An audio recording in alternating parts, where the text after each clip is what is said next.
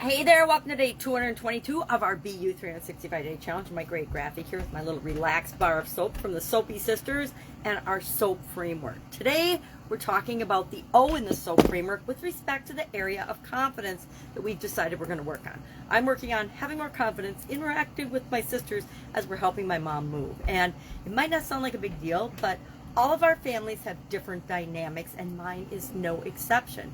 And each of us sisters are similar in a lot of ways, but we're also very different in a lot of ways in terms of how we approach difficult situations. And helping my mom move, she's a lot like me. She saves a lot of things and has a lot of things, and she is attached to her things just like I am. I'm attached.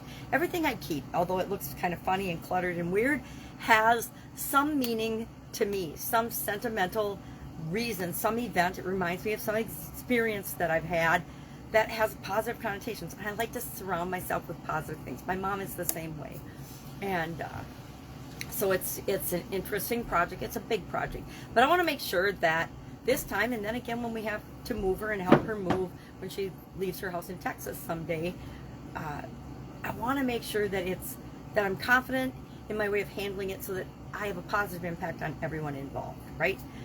Including myself, because I want it to be a good experience. It should be a reminiscing, fun experience for us, not a hurry up and rush and stressed out, crazy experience, which is, again, each of my sisters and I take a different approach to things, and that makes for a lot of interesting interactions. So my area of confidence that I'm working on throughout the challenge and applying the SOAP framework to is that situation.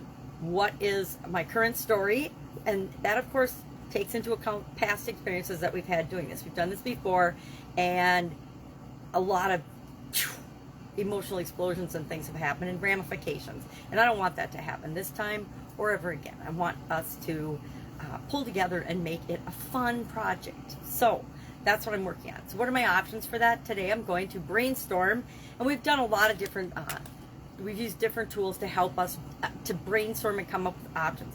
Whenever we're faced with a situation that's different than we want it to be, we want to consider a lot of options, not just one or two. So often we try to keep our life simple and we give ourselves one or two possibilities of how to handle, especially a challenging or difficult situation. We want to get it over with as quickly as possible. So a lot of times we'll take the path of least resistance, which many times it isn't the best alternative. It isn't the best option for us. So with the O in the SOAP framework, I make myself always come up with at least 10 different possibilities, as crazy or far-fetched as they might seem, and as little as the problem might seem. If I make myself brainstorm 10 things, and for a lot of things, for little problems, little situations, I'll just do that in my head really, really quickly, and I'll say, okay, these are the top 3. Let's analyze those top 3, and then I pick among them, because I'm not narrowing myself into that dreaded either-or path that we often put ourselves in. I remember thinking when I was married and very unhappy that I could either stay married in this difficult situation that I was used to, or I would blow up my entire life. Now, if those were my only 2 options, staying in a difficult situation or blowing up my entire life, because I knew it would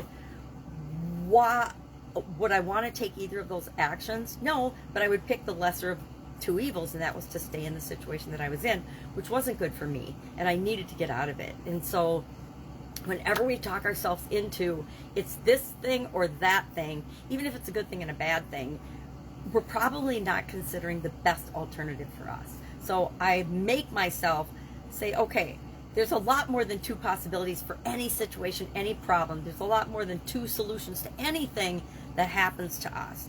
But I think that as kids, it's the right answer or the wrong answer. We learn that in school. We're so inundated into picking among 2, and maybe if it's a multiple choice test, 4 alternatives. But we never give ourselves 10.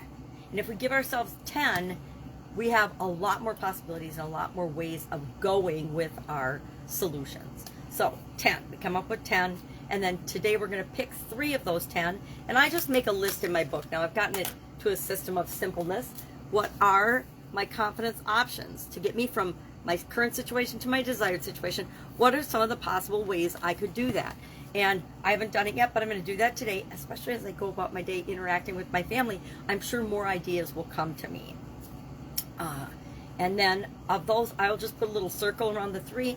And tomorrow we'll hop into the A, which is action. But before we take action, we have to analyze the alternatives and decide what is the one we want to act on first. Sometimes we'll pick 3. Sometimes of the 10, we'll know we're going to do 5 of them to get us from where we are to where we want to be. But we just want to decide and choose among those alternatives. What are we going to do first? What are we going to do second? What are we going to do if what we do first doesn't give us the results we want? Do we have to do it again, or are we going to pick a different alternative, etc.? So we'll talk about that tomorrow. Options 10 and 3. You can use Power Vision movie we've talked about. We've talked about visualization. We've talked about meditation. We've talked about Post-it note and just having a Post-it note or a notebook or a piece of paper or a napkin with you during the day, and just as things pop into your head that you could possibly do to help move you from A to B or C to D. I like C to D, current to desired. Then you just jot them down, and it's easy to come up with 10. We tell ourselves, oh, it's so hard, but it's really not. It's super duper easy, especially if we open up our minds and we let our imagination fill it in for us. If we take off some of the limits and the limiting beliefs that we put on ourselves, it's really easy to come up with 10 alternatives to just about any problem imaginable. If you are struggling, hit me up and I will help you brainstorm, because it's one of my favorite things to do in the whole wide world. One of the best tools we can ever have at our fingertips is being able to look at and see and pull different alternatives of our experiences in the past and what we want to experience in the future. All right, have an awesome day. I will be with you tomorrow. Bye.